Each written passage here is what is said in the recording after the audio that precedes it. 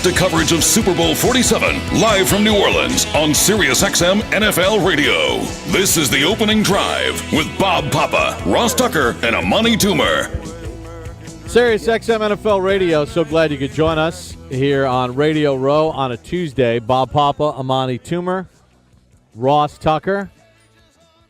And we are having a good time talking about things. And we got Kerry Rhodes all set. Kerry Rhodes joining us here on the program, a friend of The Opening Drive on SiriusXM NFL Radio from his days back with the Jets. And he joins us here on the show this morning. Kerry, Bob Papa, Amani Toomer, Ross Tucker, how are you, buddy? I'm doing good, man. How you guys doing? We're doing fantastic, Kerry. Good to talk with you. What do you think so far of the changes being made out there in Arizona? Oh man, it's a lot of them. I mean, it's a whole revamped staff, and when you have tough seasons like we had last year, there's going to be changes, and it's part of the NFL. And you just have to be excited for the new chances and the new opportunities, and that's where I am right now. How frustrating is it, though, Kerry, that you guys did your job, the defense did a fantastic job, yet you don't get to have your coordinator, Ray Horton, come back? I mean, I would be frustrated if I were in your shoes.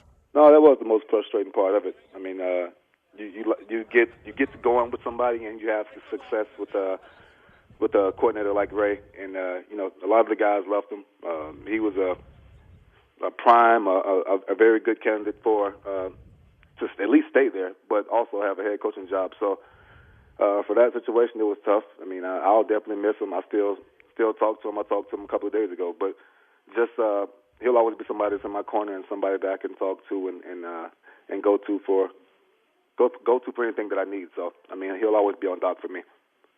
Kerry, I guess the one good thing, at least, which speaks to the character of your new head coach, Bruce Arians, is sort of the comments that I read from Coach Horton. Was Arians actually called him and said, "Hey, if I get the job, Ray, you're not my guy. I'm going to go in a different direction." And Horton said, "I really respected that because he didn't make it sound like it came from above and he had me twisted in the wind. He told me straight out, Ray, if I get the job, I'm going to go in a different direction." So at least you know that Bruce Arians is going to be a straight shooter.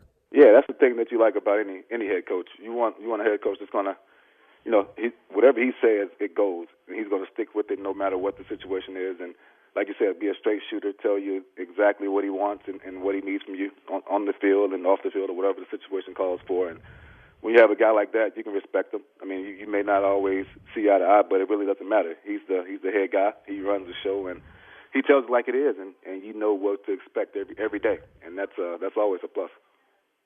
Now, you play with one of the best receivers in the league, in Larry Fitzgerald, and how impressed are you about the way he's handled the last 2 years? Because everybody knows he can catch, everybody knows he can, be a dominant receiver, but when there aren't pieces around him for him to be able to use his ability and for him to keep it together and still be positive, how much more do you respect him for that? Well, I respect him a lot anyway, but I mean it's tough for him, but it's tough for all the other guys that are working too. He's our best player on the team, but he's also a guy that understands that without the quarterback, without the O-line, without the running back, without everybody doing their job, he's not going to be that effective. So I mean, he has to be a professional about it, and he's done a good job of doing that. And it just makes it tough when everybody goes out and works hard, but you're not getting the results you want. So it's tough on a lot of ends, on a lot of fronts. Now, how do you deal with, your defense was up there? You could put your defense against any defense in the league, and then because of the fact that your quarterback situation is so thin, let's say, how frustrating every week are you thinking, man, if we just had a quarterback, we would be in the mix? Yeah, at the end of the season, it got to the point where it was just mentally draining. It really was. It was. We came out, fought hard every game. I mean, you can't say that. You can't say there was a lack of effort on anybody's part. But just not to be able to have a consistent offense and get the job done for us as a defense, as we came out and played, it was tough. I mean, it was a couple of games I can point to where, if we had some solid play on offense and just was consistent, we'd have won those games. And maybe the season was a different outcome. Well, I won't even say maybe. It would be a different outcome. It would be because the way we play on the defensive side of the ball. So it was tough, and like I said, as the season grew on and the losses kept piling on, it got more and more tough. Well, the elephant in the room is, regardless of who you have as head coach, you're still going to need to fill that quarterback position. Yep. So now that Bruce Arians is coming in with the new staff and all that, I don't think it's going to change anything unless you get that quarterback position. And how much are you guys thinking on those same lines? Yeah, I mean, it's a quarterback-driven league now, and it's to win, you got to have somebody in that quarterback position to at least solidify it. I mean, it doesn't have to be Tom Brady. I mean, you just have to be somebody that can come in and stabilize that position and not make turnovers and give us a chance to win. Don't be the reason that we lose, and that's the situation we're looking at right now. I mean, Kevin played well when he was in last year. I mean, I think we were 4-0 at the time, and when he got hurt, I think we ended up being 4-1. We lost the first game, but he was a stable guy, and he's a guy that can come in and make plays, and he also played well enough to help us win in some games last year. So, I mean, it's going to be interesting to see what they do as far as will they give him another chance to take the reins, or will they make changes. But I'm just part of that process, too. I'm trying to see what goes on and just see and sit back and see what the new staff has going and what they conjure up. So in your locker room, you have confidence in Kevin Kolb? Hey, when I can say that right now. I mean, like I said, he was when he was playing, we were winning, and that's that's the facts. That's the truth. Kerry, I know it's been a couple years now, but I was hoping for our listeners you could just explain the biggest differences between being a New York Jet and an Arizona Cardinal, and which you prefer, just in terms of the environment. Because they're very different. I mean, you know how it is, Kerry. When you're with the Jets, people are always talking about you. With the Arizona Cardinals, people are not talking about you as much. Yeah. I've been on the back burners a little bit. A little bit in Arizona. It's but you know what? I mean, the living out here is great, man. The fans are great. They before I got here, they were experiencing winning teams and winning seasons, and they were getting past that hump of being a team that didn't make it to the playoffs perennially. So when I got here, it was tough to get back to those to not making it to where we want to be and being a winning team. But I mean, the fans out here are great, the living's great, and New York is New York. New York's tough sometimes, and when you're not winning out there, it's a big deal. And out here, it's a big deal as well. But I think they understand a little bit more than in New York. They're a little bit more patient out here.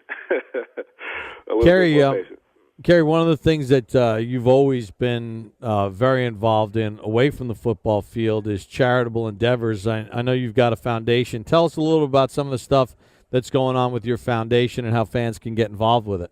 Yeah, it's the Kerry Rhodes Foundation. Man, I started it back in 2005, and it's always been something I've been fond of and wanted to be a goodwill ambassador, so to speak, to help out other individuals that need it. For me, I've been blessed to make it and put myself in a position to help others, and that's what I do. And now I'm pretty much relaunching it again. I have a new PR team out in LA that's getting everything started and having a big black tie dinner that's going to kick off actually in New York City on May. I don't have the exact date, but you can go to my website, KerryRhodes.com, and get all the information you want. And if you feel it is a good thing, which it is, you can also make some donations too. So just go out and check it out, KerryRhodes.com, and that's what I'm doing right now. Kerry, what do you do off-season wise? I mean, I know there are guys that say, "Man, I don't do anything for 6 weeks." Then there are guys like, "Oh, I worked out the Monday after the season ended," and then there's everything in between.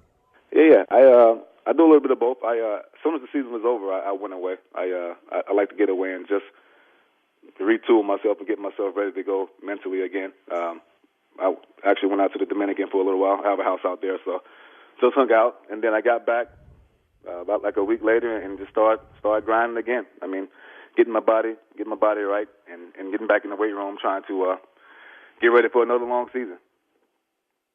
Kerry, what's the Twitter handle? At Kerry Rhodes? No, it's Kerry25 Rhodes. The old one at Kerry Rhodes was I had over like 500,000 followers, and and I actually got away from it and deactivated the account. But now I'm getting back on and starting to get that back going again. So it's Kerry 25 Rhodes.